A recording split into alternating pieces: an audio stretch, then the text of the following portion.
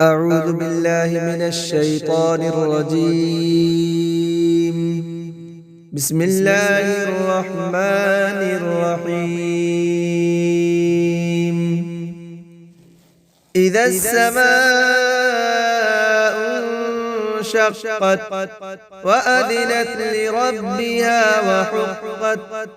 وإذا الأرض مدت وألقت ما فيها وتخلت وأذنت لربها وحقت يا أيها الإنسان إنك كادح إلى ربك كدحا فملاقيه فأما من أوتي كتابه بيمينه فسوف يحاسب حسابا يسيرا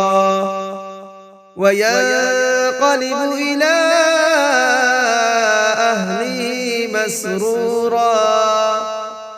وأما من أوتي كتابه وراء ظهره فسوف يدعو ثبورا ويصلى سعيرا إنه كان في أهله مسرورا إنه ظن أن لن يحور بلى إن ربه كان به بصيرا فلا أقسم بالشفق والليل وما وسق والقمر إذا اتسق لتركبن طبقا عن طبق فما لهم لا يؤمنون وإذا قرئ عليهم القرآن لا يسجدون بل الذين كفروا يكذبون